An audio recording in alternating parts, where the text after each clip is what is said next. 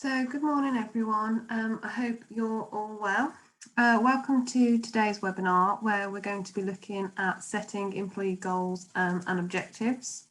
It's a hot topic with my clients at the moment, with some of them starting to think and plan for their new financial year starting in April. But essentially is something which should be done and implemented and reviewed throughout the year. So for those of you that are new to our webinars, this is the Clover HR team. We are your trusted people advisors, but also much more as we have specialists within our team in recruitment, learning and development, coaching, health and safety, and also CV writing. My name is Leanne Porter, business partner for Clover HR. At the end of today's webinar, I'll provide you with my contact details. So if you do have any questions or queries as we go through today's webinar, if you could just hold on to these until the end, that would be great.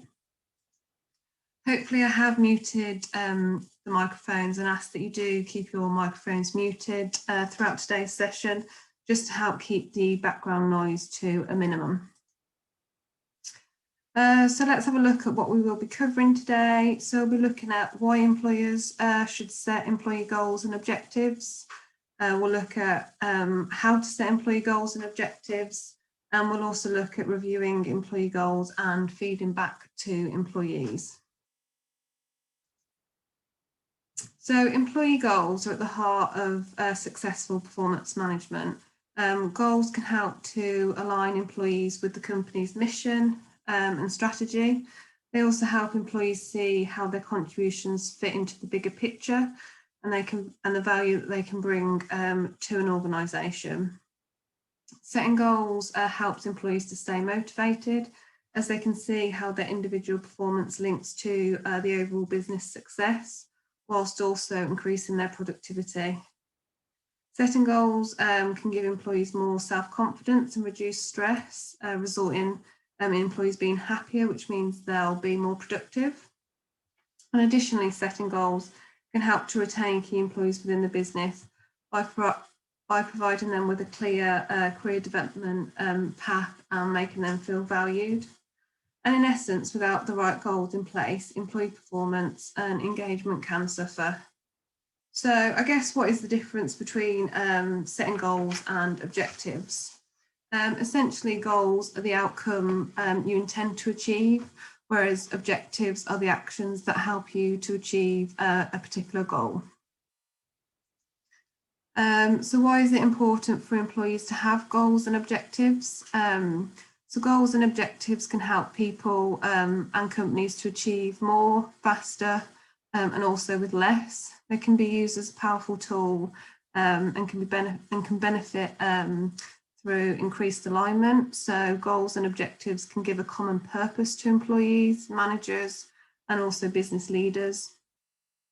People can align both the company and personal goals.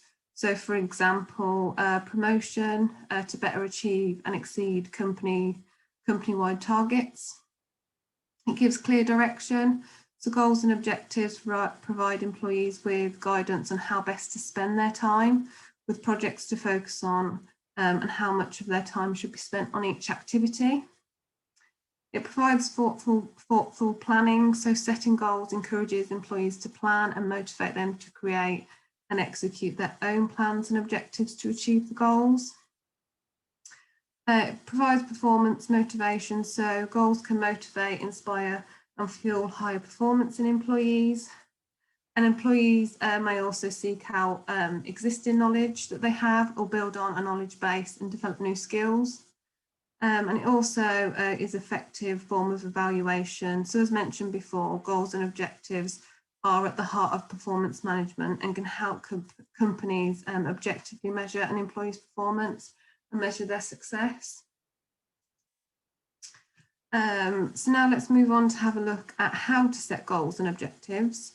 I would first of all suggest using the review or appraisal process as a formal platform for discussion on goals and objectives. This is a good platform as you're already talking about the employee's performance over a review period and looking forward. For some companies, this will be annually, and for others, it may be more frequent. However often you do sit down with employees to talk and review goals, make sure you're talking about employee goals throughout the year with employees. So identify targets and objectives. So here, think about what has worked well for an employee, where do they need development, what are the business objectives over the next review period, are there any personal development that the employee wants to go through. Goals should always be mutually agreed between the employee and their line manager in order to get the best results. Now, this next one might seem like an obvious one, but ensure that following conversations you have about goals and objectives are written down as part of an employee's review, whether that's part of a review form or just a follow-up email. This ensures that goals are tangible and can be followed up on, actioned, and won't easily be forgotten.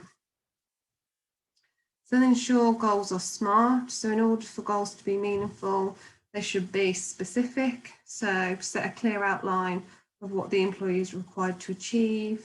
Measurable. So include a measure to enable you to monitor and track their progress. And equally, you'll know when a goal has been achieved. Ensure the goals are achievable. So goals should be designed to stretch and challenge an employee, but it's important that they are achievable for the individual and not just setting them up to fail. Relevant. So goals should be relevant to what the company and or the individual team needs to achieve. And then also time bound. So make sure you agree deadlines for which the goals need to be achieved. It's always good practice to set a mixture of long and short-term goals, and this allows the employee to have some quick wins in terms of their achievements and can help them to stay motivated whilst also working towards longer targets. And then finally, make sure to review an employee's progress formally. Although you might want to check in regularly, ad hoc or informally with an employee, goals should be reviewed generally at the next formal review period, just to check the progress that has been made, make any adjustments if it's required, and ensure the employees are getting the support they need in order to achieve their goals. Also, reviewing goals will ensure achievements are recognised accordingly, and new goals can then be created once complete. Now here I've pulled some examples together of the different types of targets an employee can set depending on the type of work or area of the business that you and all employees are looking to develop. The first one is around productivity. So this would look at the amount of work an employee produces over a week, month or year. So an example might be for the employee to deliver 5 management training programs in Q1. Another type might be around revenue. So revenue targets typically work for roles with opportunities, where there are opportunities to increase sales revenue. An example being an employee bringing in £50,000 of new business in the year. Another one might be around customer satisfaction. So if you do gather data on customer service, you might be able to use this data to set standardised metrics, which you gather from customer feedback in relation to their experience. So an example here might be to achieve a customer satisfaction of 95%. And then just another example, so the work quality. So this would be looking at the quality of work which is produced by an employee. An example here might be for the employee to improve the quality of reports to improve customer acceptance rate of 25%. As you can see, you can also set individual and team targets or a mixture of the both to drive desired performance of the company and its ethos. So it's just making sure that they work for both you as a company and also the employees. So now moving on to reviewing and feeding back to employees. So hold a meeting, as mentioned before. Generally speaking, this would be at the employee's next review meeting, and make it clear the purpose of the meeting and how it will run. Go through the first objectives and have an open discussion. So what has the employee done? What have they done well? What would they like to develop? Listen to the employees, not only to help target your management of the employee regarding the objective, but also just to pick up on any good ideas they may have or even any concerns they want to raise. Make sure you highlight positives and also, where necessary, any negatives aspects of performance, highlighting areas for improvement over the next review period as well. Take action as appropriate, and then repeat this for each of the objectives that have been set. If an employee is consistently not meeting their objectives and targets, then you need to think about if it's a capability or conduct issue. So is it that the employee can't do what is being asked of them, and what factors are influencing this? Do they need further support or training, for example? Or is it a case of the employee won't do what is being asked of them, so more to do with their attitude, in which case you might want to think about if the employee is in the right role. Review meetings provide an excellent opportunity to sit down with an employee one-to-one to identify a performance issue and needs and provide quick resolutions. So to summarise, really, setting goals and objectives are at the heart of performance management. Goals and objectives can help both employees and the company to achieve more with faster and with less. They're a good motivational tool, both performance management and ongoing personal development. Employees can easily see how their efforts contribute to the overall business success. So goals are the outcomes you intend to achieve, whereas objectives are the actions that help you to achieve a goal. Objectives should always be SMART. Use review meetings to set and review goals and objectives and follow up on actions. And remember, Clover HR can support with setting and implementing goals and objectives, which include reviews, support and feeding back to employees. So we just had a couple of questions in prior to today's webinar, which I'll happily cover off. So the first one is how many goals should a person have, or how many goals are too many? So generally speaking, I would advise setting between 3 to 5 goals for each employee. Giving an employee too many can set them up to fail. However, equally having a single goal may not be appropriate in some areas. Where employees have got multiple goals, I would suggest adding in a priority status or waiting to give them a clear focus on what they need to focus on. And another question we've had in, so what happens if employees don't meet their goals and objectives? So firstly here, I think it's important to look at the reason behind the employee not being able to meet their goal or goals. Has something happened outside of the employee's control, which is affecting their ability to meet the goal? So for example, the national lockdown, which we're currently in, is that affecting sales targets within retail? Or someone who was meant to support on the project has left, and therefore the project will now be delivered late.